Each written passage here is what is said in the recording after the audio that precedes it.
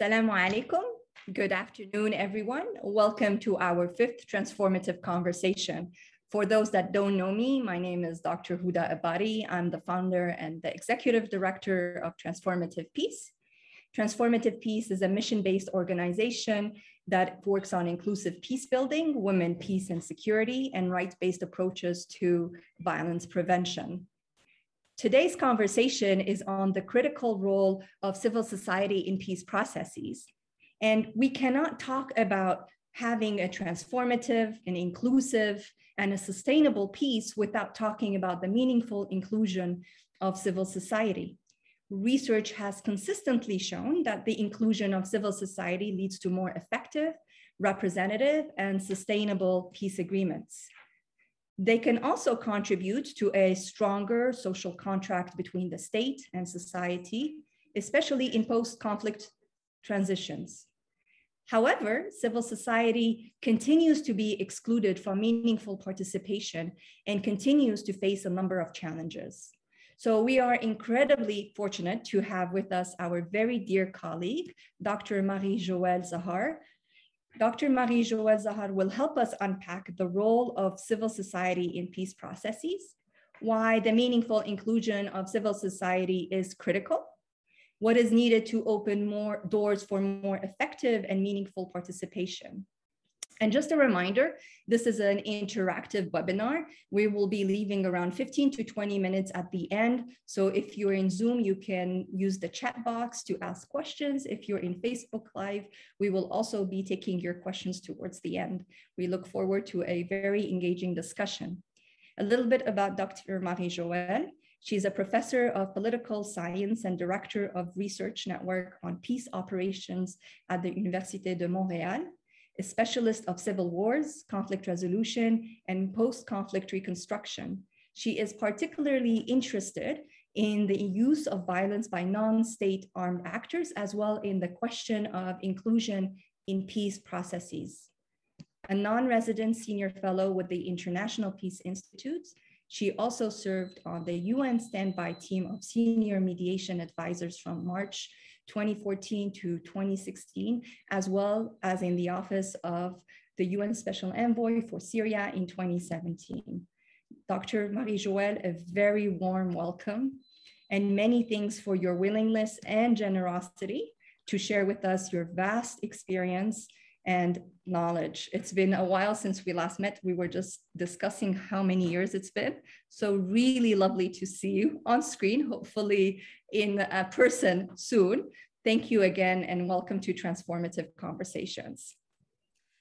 Thank you for the invitation, Huda. It is a privilege to be able not only to restart a dialogue with you, but also to share some of what we've learned, because I think that we've both in many ways thought about these issues in the same context with a group of people who are interested in these issues and who think about, how to transform peace processes to secure more fair, more just, and more sustainable outcomes. Absolutely. So thanks for the invitation. Oh, thank you so much for your willingness and generosity to participate. And I know with COVID, there's a lot of the Zoom meetings. So really happy that you are able to make it and have people participate as well. Remember, our work was on Syria, so I'll get an opportunity to ask you a little bit more about this, especially on the role of civil society. But before we start with more substantive questions, I'd like to ask you perhaps a deceptively easy question, but that one that is quite relevant for our conversation, to ensure that we have a shared definition and understanding before we dig deeper into the topic. So within peace building and international development in general, we hear the term civil society thrown around a lot, and it's often interpreted as non-governmental or nonprofit. How do you define civil society in your work and in your practice? And do you consider this definition to be the same across different cultural contexts? I think that's an extremely important question, and one which will not be settled definitively for any, in the foreseeable future. In great part because civil society, both in practice, but our understanding of it, has actually evolved over the years and has adapted to what we've learned in practice, as well as to what we've learned from research. Now, I think that before I define what I understand as civil society, it's important to highlight that the one thing that seems to have been the basic consensus, the fundamental consensus around this definition was the idea of groups that one joined by choice, not because you were ascribed as a member of the group by virtue of birth, religion, language, identity, what have you. Mm-hmm. That was the initial definition. However, that led to a debate, and a very important one, and one that is relevant to the region that you and I worry a lot about, which is the Middle East, about the inclusion of certain actors, particularly religious or traditional actors, in spaces where these were the only kind of actors that were capable of organizing and mobilizing. So the Western origins focused on choice got challenged. And as a result, I use and like the World Bank definition of all definitions, which says that civil society refers to a wide array of organizations, community groups, non-governmental organizations, labor unions, indigenous groups, charitable organizations, faith-based organizations, professional associations, and foundations. Although descriptive, I think that this definition has the advantage of being inclusive of the wide variety of groups, some of which might be relevant in some contexts and others not. Thank you so much. I completely agree with you. And you raised some important points that we'll be discussing later, which is the exclusion sometimes of particular groups within civil society, because of sometimes we bring also a Western framework or understanding that is at times secular when we're thinking of peace building, that we tend to exclude, such as you said, religious or faith-based community leaders as an example, that we're not thinking of them as part of civil society. We'll discuss that later. You've previously written, it links to what you've mentioned when discussing inclusion, but you've previously written about the importance of quality inclusion in peace processes, both at the elite and societal levels, to ensure that you build a resilient social contract that is able to withstand violence and sustain peace agreements. What do you mean when we talk about quality inclusion? And can you speak a little bit about the relationship between inclusion, the social contract, and sustainable peace? Because I think these are all issues that are very important and related to each other, especially when we're thinking about specific regions or what we're seeing in the world right now throughout in Afghanistan or in different parts of the world. All right, so there's a lot packed in your question, and I'm going to try and disentangle as much as I can. I see peace processes as an opportunity to renegotiate the social contract, i.e. reset the relation between states and societies. Now, of course, thinking of peace processes in terms of social contracting may, according to some scholars and practitioners, put too much on the shoulders of mediators and actors who are in a peace process. And there are people who think that peace processes should be primarily concerned with stopping the violence. But the reality is, when a peace process is only defined as a ceasefire, it's like building a castle on a sandy foundation. There's nothing to sustain that ceasefire. And so it is always the case that peace processes will include some sort of other arrangements that are supposed to help with maintaining stability. Now, if these arrangements are only about sharing power between various political and military actors, they deal with one set of claims And they recognize one set of actors in society, but they will also exclude another set of issues and also another set of actors. So they end up building not so much a social contract, but more of a business contract between various elites that divide power amongst themselves, but do not necessarily think about how that might end up benefiting or not the society which has borne the brunt of the war. Mm-hmm. And what we see in these cases, and that has been actually supported by research after research, is that people ultimately remobilize, sometimes along the same lines, sometimes along other lines, to make their voices heard and to have their claims taken into consideration. And therefore, I do think that although not everything rather, needs to be negotiated at the table, nevertheless, a peace process must be thought of as a longer process over time in which you reset the foundations of social contracting. Now, if you think about that in those terms, that you need to engage various actors in society, civil society being one, but there needs to be also broader thinking, which we often miss, about how to engage broader society, because civil society is partially representative of society, but it does not equate society at large. And here I think of inclusion in terms of voice, of the ability to get issues on the agenda and to participate in decision making. Unfortunately, inclusion has been thought more, I'd say more usually in terms of seats, symbolic participation, which does not necessarily mean that those present, often around a table, do have a say in the which, in the way in which the state and the society are being rebuilt. And therefore, in my mind, inclusion is necessary to transform peace processes from mere agreements between elites into foundations for sustainable peace. And the road to peace, we all know from every example in the world, is rocky.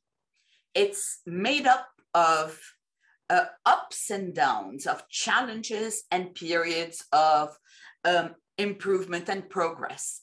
Even in countries where, like, for example, in Colombia, you've had 2 years of negotiation before an agreement is signed, that does not mean that implementation happens unhampered. And I see inclusion and social contracting as a way to give the elites that emerge in the post-conflict era the legitimacy to deal with the challenges that will emerge in the security, in the political, and also in the environment more broadly. How to deal, for example, in Haiti with an earthquake that complicates an already complicated security and political situation.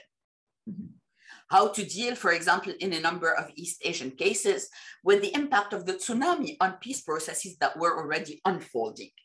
Now, inclusion does not guarantee peace, but it gives peace, and excuse the pun here, a fighting chance, because it gives the elites the legitimacy they need to explain to the population why we need to make some sacrifices and to make sure that every crisis does not become a breaking point. Thank you so much, Dr. Marie-Joëlle. You're reminding me of the years when we were together in some of our workshops, common workshops. Fascinating conversation. You really raised some important and interesting points that I would like to just have follow-up questions on. One is, you mentioned a lot, and we've seen it a lot of times. There's this really symbolic participation, not meaningful participation. We've seen it throughout so many peace processes, especially when we refer to women's inclusion in peace processes. A lot of times it's seen as a checkbox or a quota. It's like, okay, you want your women here, we're giving you 2 women. So which continues to be problematic, I believe, but also you raise an important question of implementation. So a lot of, right now I'm working on a project in Afghanistan, for instance. You've seen like the constitution that grants specific provisions and rights to women, yet the implementation is very weak. And it's not just in Afghanistan, in several countries where we can still see an issue of implementation. So, okay, we have this document where we're ensuring that different groups of people are having their rights and they're protected. But when it comes to implementation, it's not happening. What would you say are some mechanisms or conditions to ensure implementation, but also to ensure meaningful participation and bring the community with you, rather than it staying a very top, like elite conversations, but bringing it all the way to the grassroots so they can really participate and understand how this impacts their daily lives? So I think that's a very important question, and not an easy one to answer. And I will say right off the bat that I hesitate to identify mechanisms, and I will explain why. Because once mechanisms are identified, what often happens is that we adopt what you, I, and others know as a cookie cutter approach. And therefore we take the mechanism and we think that it applies in all contexts. And the reality is that no one mechanism applies equally in all contexts. And therefore, instead of focusing on mechanisms, I will actually maybe reframe the question and think about what it takes to give people beyond the elites a voice, and an effective voice, not only during the negotiation of a document, but also during its implementation. And that's why, for me, the peace process is not something that ends at the negotiation. It needs to continue into the implementation phase. And here I build on the work, for example, of colleagues who did some of the groundbreaking research on social contracting, like my co-author in the piece you mentioned, Erin McCandless, and the team that worked with her, including people who came from and who thought about societies as challenging as Afghanistan, Libya, Yemen, Zimbabwe, and others. So here's what I think. I do think that the danger is to build only one set of mechanisms, because one mechanism might fail, it might stumble, and therefore what one needs to build is a sort of grid of mechanisms that allows voice to be expressed in different ways. We can think, of course, the one mechanism everyone thinks about and stops at is elections, right? But elections are lovely, and every 4 years, putting your ballot in the ballot box does not guarantee that whoever you elect will be listening to you once they're in office. But building provisions, for example, for consultations on certain issues that are deemed of national interest, so that elites cannot basically monopolize decision-making. They have to go back to the society when it comes to certain issues that are fundamental for that society. They could be issues around equity, social justice, truth and reconciliation, building multiple mechanisms and thinking about the possibility of mechanisms of appeal, so that if one mechanism does not give society its due right and place, there is a possibility of actually asking for the case, and I use legal language here, but it does not necessarily need to be judicial, mechanisms, but asking for your case to be heard again. Ombudsmen, for example, are one such mechanism where if you haven't gotten your fair say at one level, there are ombudsmen within societies where you can go to ensure, for example, that inter-community justice is dealt with. Whatever the mechanisms, they need to be consonant with the culture of a society. If a mechanism is foreign, people will not go to it. And I have a very good example from Kosovo, if you allow me briefly.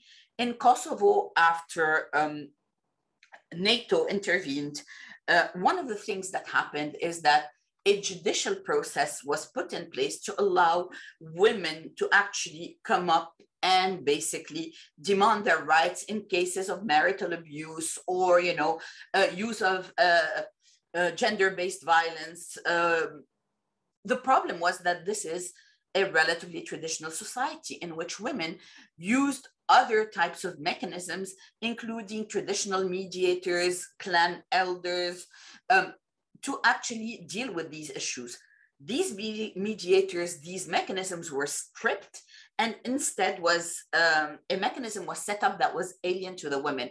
As a result, the increase in violence within the society did not provide the women with an outlet where they could actually go and get their cases heard. And it ended up harming instead than helping the case of women and their ability to deal with violence. So one needs to be careful about which mechanisms will resonate, because society needs to find these mechanisms consonant with its traditions, its values, its practice, to be able to own them and to use them. Mm-hmm. No, thank you so much. You actually reminded me, just this past month, I'm working on some research on women, peace, and security in Morocco. And I was interviewing some local CSOs that said that are funded by international donors, let's say, that basically are pressuring these local CSOs for a women, peace, and security agenda, specific, without looking at, and this is from a very conservative communities in the north. And they were telling me that, there was barely any community buy-in, a lack of cultural frameworks or legitimacy from the community. So towards the end, the people that used to go to that local community to seek services stopped going, because now there was no trust between the local CSOs and the community that they're serving. Because a lot of times I think also we have to really think critically of the role of international development actors or the international community at large. When we go into a country, sometimes we already come with this, this beautifully packaged solution that we need to apply, and it should work. And then we're surprised that where did we go? Why is it not working? Or why 20 years in Afghanistan, nothing has happened? And I think this is one of the mistakes, and I really hope we learn from history. But you also raised something that is very dear to me, is a lot of times, especially in the field of conflict resolution, that a lot of times we tend to also not bring with us the local conflict resolution mechanisms that people can think of. Like you mentioned, ceasefire, the hudna in the Islamic framework, that can be used and deployed, that the community can relate to or understand and see. It's not an imperialist agenda that is coming up. Which you've mentioned a lot, the inclusion, and I think that ties really nicely to your work in Syria specifically. You served in the UN Office of the Special Envoy for Syria in 2017, right around the time when the UN Special Envoy to Syria, Staffan de Mistura, first decided to form a civil society support room to gather Syrian civil society representatives in parallel to Track 1 negotiations. This was the first major effort officially to, in a UN-led Syrian peace process, to formally include civil society. Can you speak a little bit about the civil society support room? What was the rationale at that time? What were some of the challenges? What worked? And now looking back, what could have been or improved upon? I wish my colleague Sarah Hellmuller, who you know, was here, because this is something that she and I have both worked on together, but are also researching together now in the context of a big project on the inclusion of civil society and peace processes that we're conducting based on, what we've seen in the field and trying to connect theory to practice. Sarah and I wrote actually a little IPI issue brief about the issue in which we described the way in which civil society emerged, the idea of the civil society support room emerged. The idea was really basically to create a space, and we're talking literally about a physical space where civil society could meet in proximity to the office of the special envoy and to what at the time was hoped to be intra-Syrian talks. And the problem, of course, was although there were a number of rounds, these were never really talks. They were more, shuttle mediation because the parties did not want to sit with one another. But the idea was to create a space where civil society could be, should there be direct negotiations, to help to infuse ideas, to bring up issues that the political and military actors might not bring up. And that goes back to what I was saying earlier about the fact that political and military actors will often focus on, dividing spoils and getting guarantees for themselves, not necessarily have this, deep thinking about the issues that might have led to a war and how these issues, social, economic, cultural, otherwise, need to be addressed for the peace to be sustainable. And so, the CSSR was thought to be a platform that would allow civil society actors to consult with one another. And the idea in and by itself was interesting because, of course, in the Syrian war, what we had on the ground was fragmentation of control, with people having a serious difficulty connecting with one another. And even those civil society organizations that worked in the diaspora because they had been displaced and were basically working out of Turkey or Germany or whatever, had members who did not have the ability to travel. They were restricted in their travel by all kinds of visa requirements and what have you. And so creating a space mandated, supported by the OSCE, would have allowed people to get together and to exchange in a more secure face-to-face way, knowing, of course, that social media and digital platforms have been the focus of a lot of surveillance and also, engagement, often critical and threatening engagement towards the actions of civil society. So the OSCE had adopted a very wide definition of civil society actors. And here I will probably maybe comment on one thing that I think is interesting. Had Staffan de Mistura and his team decided to take a narrow definition that excluded anyone who might have political leanings, because we often think of civil society as that divorced from the political stratum, many of the organizations would not have been present, but they accepted the fact that, in a war as difficult as the Syrian conflict, people were going to have political leanings. They were going to have connections more or less close to political actors, and therefore that should not be used as a basis of exclusion. And so among the criteria were, of course,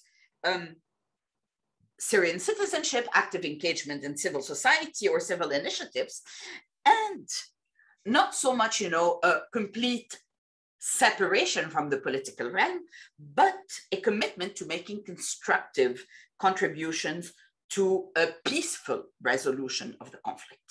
Mm-hmm. And in that sense, the idea was to try and bring in people who might, even though they have political leanings, still be peace builders rather than warmongers. Participation was also based on a rotational system.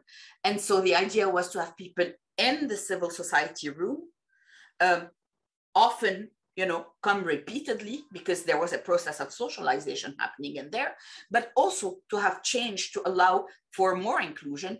And that reflects a difficulty that we have, which is that outsiders cannot and should not decide for themselves who represents whom. And so instead of making that decision, and in a context where that decision could not be made by the various civil society organizations because there wasn't one platform or one umbrella, the idea of a rotation allowed for people to come in and out. And it was hoped that people would actually talk about what happened in that room with other organizations that had not been invited. So I thought that the experiment was interesting, but I also thought that it reflected some of the challenges that organizations like the UN have when they think about the inclusion of civil society. One of the things is that civil society is a messy realm. The diversity of actors does not really facilitate issues of choice and selection, which tend to be paramount in peace processes because we think that the smaller the number of actors, the easier it'll be to reach some sort of consensus. And the other thing, which is something that I saw actually with the Syrian women's efforts, the early efforts of Syrian women, is the expectation that international actors often have of civil society, that it can emerge with one voice and be one homogeneous actor, instead of recognizing that civil society will, by force, reflect the cleavages, the differences that there are in society, although it is united by this commitment to peace building and to peaceful resolution. No, thank you so much. And what would be, like, looking back at this now, would you think there were some ways in terms of it making it a little bit more effective? I know that there was also a lot of frustration coming out from a lot of the Syrians themselves who participated within this UN. Is there anything that you would think, if you look back, that maybe could have supported a little bit better the various diverse voices? I definitely think that there were things that could have been done. And Sarah and I had in our paper actually mentioned some of them. So I do think that there never was a real discussion between civil society actors and the Office of the Special Envoy or the UN at large on what the expectations were coming into this. And therefore, I think that the expectations were not the same among the different sets of actors. And I'm not saying just between the UN officials and civil society, even within civil society. We had, for example, huge differences between those organizations that were more humanitarian and the ones that were more involved in human rights in terms of what needed to be discussed, what kind of positions were to be or not to be taken by civil society, and why. Mm-hmm. So that discussion, I think, had it happened before setting up the civil society support room, might have contributed to clarifying objectives, constraints, and limits. I also think that there were very logistical issues having to do with the way in which the civil society support room connected or did not connect with the team of the special envoy. Mm-hmm. Now, one needs to realize that at the UN, mediation teams are very small. We're often talking about, 15, 20, 30 persons entrusted with, managing the various facets of extremely complex conflicts. And in the Syrian conflict, we were talking about not only connecting with Syrian actors and parties to the conflict, we were also talking about, dealing with the regional and the international dimensions. So that's a lot for 30 people. And I think we need to be honest about that. Mm-hmm. But the result is that often UN team members are pressed for time. They cannot sit in the discussions of civil society. And what they often do is they kind of, come in for a 1-hour session at the end of 3 days of discussion. And the way in which that connection happens creates a setup which is not favorable to dialogue, because it becomes an occasion for civil society to express grievances and for the Office of the Special Envoy, and here I'm thinking particularly about Syria, to actually use the session as information gathering and ask questions that might not be necessarily relevant because they're not the ones on the mind of the civil society actors in the room. And that is part of what created a lot of the frustration. I mean, there was also another aspect which I think, one needs to recognize. And, having Afghanistan in mind today, it's a very important aspect. When civil society actors decide to actually collaborate with institutions considered to be outsiders and sometimes associated with the West, they are actually putting their legitimacy and their, connection to the community at risk. They're making a gamble, they're taking a gamble.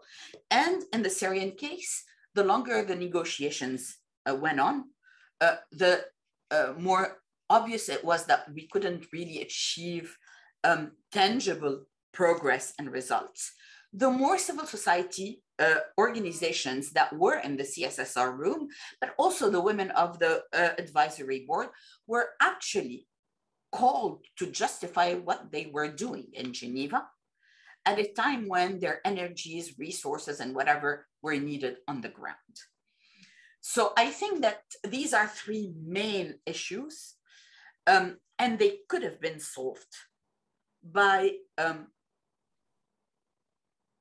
also creating an additional layer. So in the case of the CSSR, there were implementing partners, Norwegian and Swiss implementing partners who helped organize the work of civil society. Had they been given a bit more space, they could have themselves been a much better bridge between what was happening in the civil society room and the office of the special envoy. But they were thought about as logistical implementing partner, not substantive implementing partners. And that, I think, was a mistake. Thank you so much, Dr. Marie-Joëlle. You really broke it down and made it very simpler also for our viewers who are not really in these official tracks to understand what is going on.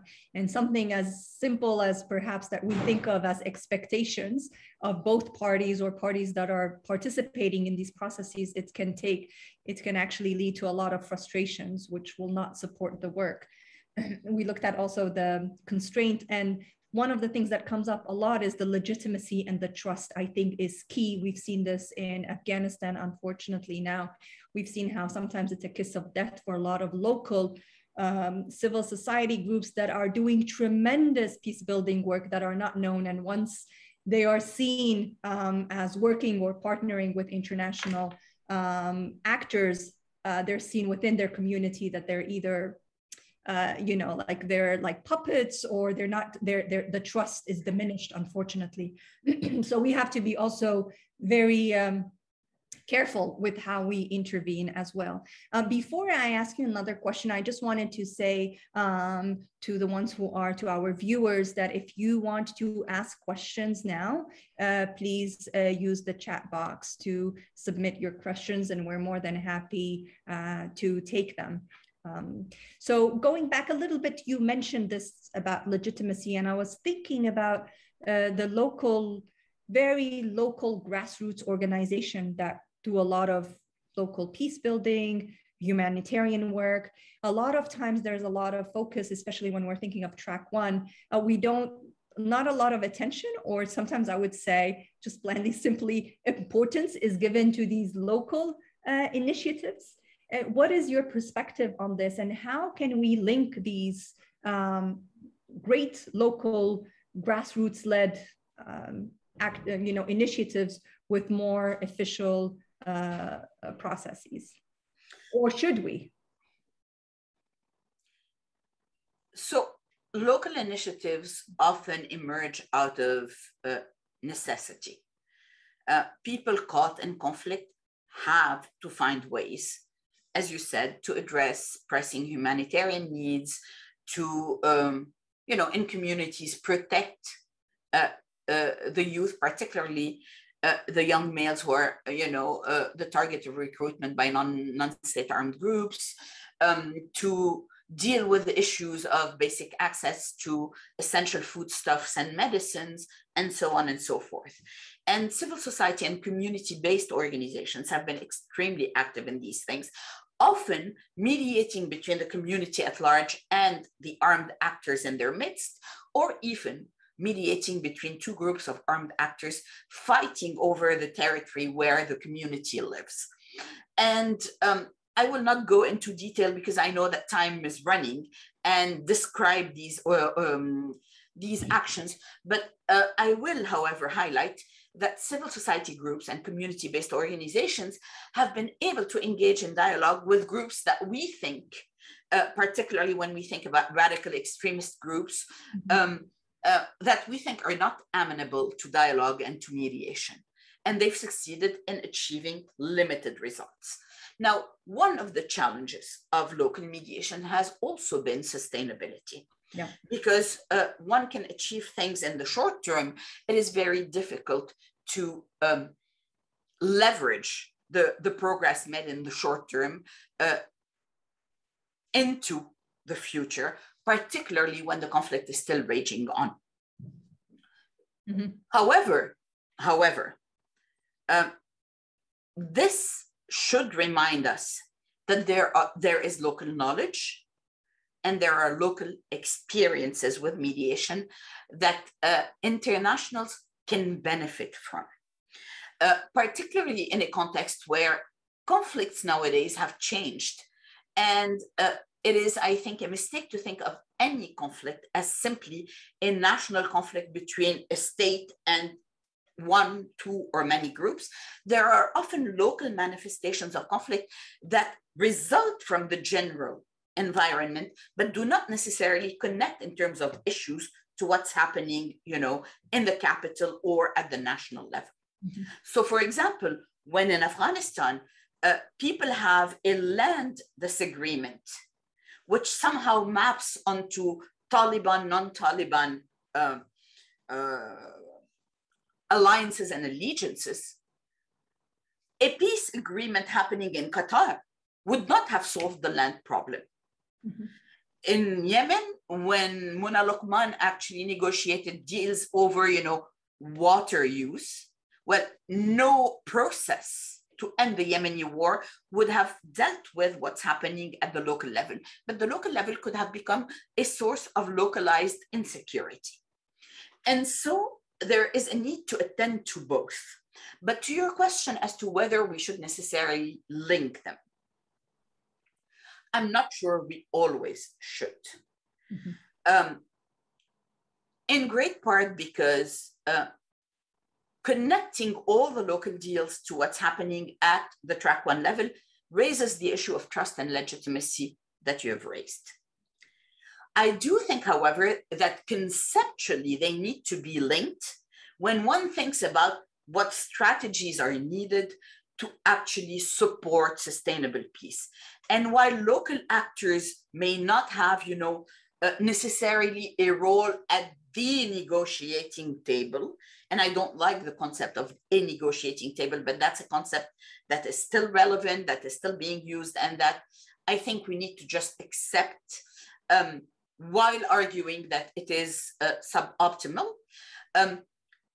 Nevertheless, actors supporting peace need to think about how they can also support sustainable results in local efforts. And so I will give an example from the Central African Republic.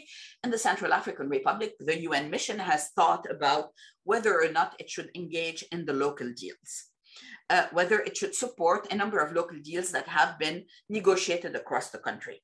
Now, one of the ways in which it could have done so, and it tried to do so, was in actually ensuring that there is quick money for development projects and things that could happen that are not necessarily political, but that register progress based on, dealing with the localized security issues.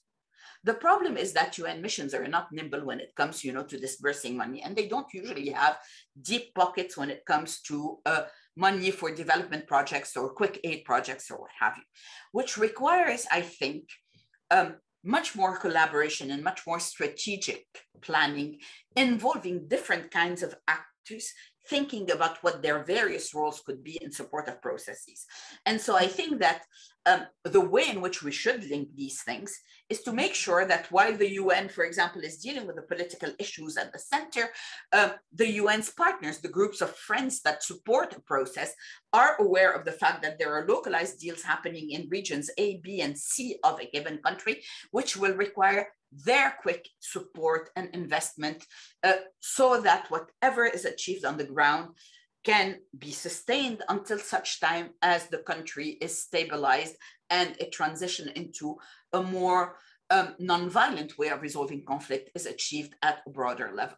So I think those connections need to be made, but not always by the same actor and not always in the same fashion. Sometimes, for example, these local deals happen with actors that the UN considers, undesirable and that does not talk to.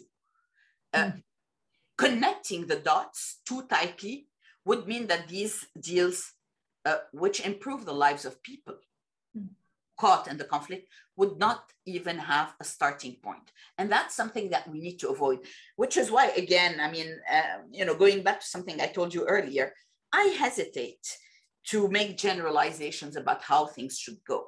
I think that the first order of business for anyone who wants to be a peace builder is to take care to really understand what is happening in a given society and to see what the society has in terms of its own resources and capacities and knowledge and experience, and to be able to leverage that to build a process or an outcome that actually has a chance of taking root in that society, because it builds on the local ownership and is supported and is actually amplified by external efforts, instead of the external efforts actually coming in and sweeping everything that existed before and rebuilding based on some templates that come from outside and that don't necessarily always reflect the realities, needs, or even, the way of seeing the world that is consonant with the people who we are here to help. Thank you so much for that. And thank you for the reminder that conflict is very complex. So the solution needs to be also and reflect that complexity and that nuance, and not a one-size-fits-all solution that does not work. We have one question coming, which is, how do we include and encourage the participation of youth in peace building? I honestly think that's a huge challenge. It's a huge challenge because in the majority of countries that are today in the throes of conflict, populations are skewed towards the youth. The majority of the population is anywhere between 15 and 25, 30 years of age. Yet, these are societies often where by tradition it is old, wise men, and sometimes women, but mostly men, who actually control the levers of power and decision making. And many of these conflicts also include generational dimensions, where the youth take up weapons in defiance of the order that was created by their elders. And so there is a recognition of that needs to happen. And whatever solutions that are brought to include youth in peace building needs to actually recognize these dimensions. And so, for example, simply bringing in youth and giving them support, financial or otherwise, without tending to the sensibilities or sensitivities of the elders who will feel excluded and marginalized, might actually be a huge mistake. Building mechanisms that allow for the youth and the elders to dialogue, to build together, might be way more relevant. And I also think that we need to reconsider the way in which we define youth. We started by talking about civil society, and we said that the civil society concept that we go with is a very Western one. So is the concept of youth. youth is defined as, anyone who is under 16 or 18, depending on the definition that you use. But the reality is that in societies where people aged 11 or 12 become, heads of households, have to actually contribute to earning money for a family to survive. One matures early, and a 16-year-old youth in Montreal, where I am, or even, in Casablanca, where you are sitting, is not a 16-year-old youth in the Kivus in the Democratic Republic of the Congo, or a 16-year-old youth in Yemen today. So we need to recognize that and maybe engage with youth with an understanding that their experiences have made them mature beyond their years, and that in and by itself, should earn them the right to be not only inside discussions about, for example, the soft aspects of peace building, but also in discussions about economics, in discussions about politics, in discussions about security mechanisms, that they will be the ones to implement and they will be the ones directly affected by.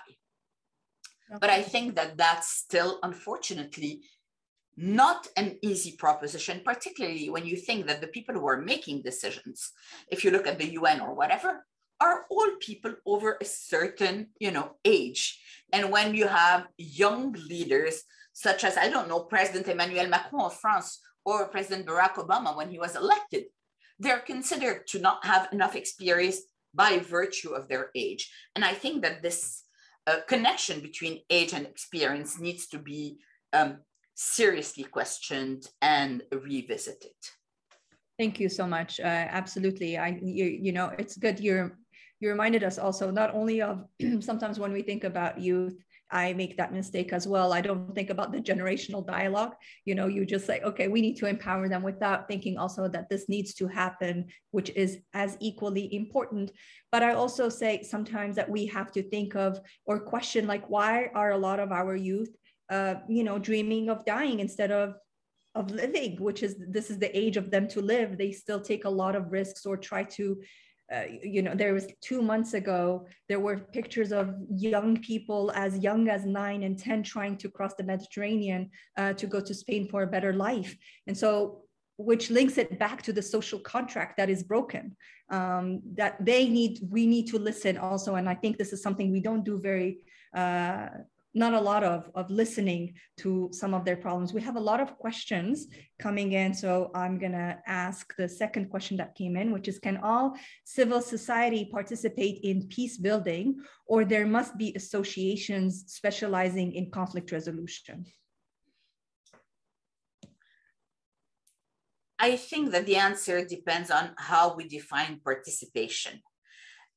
Associations that have specific skills can clearly use those skills in areas of implementation where they are relevant, whether these are skills, related to, for example, the inclusion of women, or the skills related to development projects or what have you, or even skills related, for example, to the way in which one builds resilient cities. So associations of people with urban studies backgrounds can actually be involved in peace building.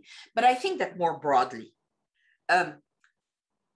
civil society, and as I said, society at large, need to be engaged in one way or another in the broader discussion that is a peace process, because a peace process is an opportunity to rebuild the foundations of a society. And no society can have stable foundations if one or more pillars are actually excluded. It's like a building. Take away 1 or 2 pillars and the stability of the whole is actually threatened. So to my mind, we need to think about ways, plural, to engage different parts of civil society in different parts of a peace process, understanding that a peace process does not end with the signing of an agreement, that it actually continues into the implementation stage until such time that social ties are rekindled and society has actually developed sustainable mechanisms to deal with the differences and the conflict that is actually the nature of politics. Politics is about disagreements, but the challenge is that even when we have deep disagreements, we should be able to find ways to talk about them and hopefully resolve them without having to resort to violence. Thank you so much. One last jumping in right away to the one last question from the panel, from the participants. How could renewable energy, it's two questions actually. How could renewable energy technology dissemination assist peace building as a first question? And the second question is, can business or social entrepreneurs assist peace processes? And this is actually a question I get a lot of young social entrepreneurs who want to be involved and want to see what type of impact they can have in building peace as well, even though this is not their specialty. So I'm no expert of renewable energies, and I often hesitate to talk about things that I don't know. But I mean, there are ways in which I can imagine renewable energies being useful, such as, for example, creating sustainable structures for development in rural areas. The development of different areas within a conflict setting is very important to avoid what happens when an entire population flocks to capitals or to cities in search of livelihood, which usually creates grievances, mobilization, and can result in conflict. And so, for example, renewable energy projects could contribute to creating sustainable development solutions and therefore livelihood for people in remote areas. But that in and by itself, I don't think is enough. Road infrastructures will be important as well in these cases. And business and social entrepreneurs can absolutely help. I think that business is the one big absent in research, with a few exceptions, on peace building. Business provides opportunities. Social entrepreneurs create communities. And these are absolutely essential because, as I said earlier, the road to peace is rocky, and development and well-being do not happen overnight. I will take a quick example from Iraq here. In Iraq, even though initially a lot of the population was very happy with the removal of President Saddam Hussein from power, very quickly people realized that their day-to-day lives had actually deteriorated because they had no power, they had no water, they faced a growing insecurity, and the economy of the country was not picking up. And therefore, you know, the commitment of business and social entrepreneurs to actually start things up in a context where there are risks, not waiting until the society is actually stable to invest and to build lifelines that will allow people to reconsider the possibility of using violence because they have other options, I think are essential components of that broader social contracting that will ultimately put societies back on the track to non-violence and to hopefully, you know, reconciliation and sustainable peace and rebuilding.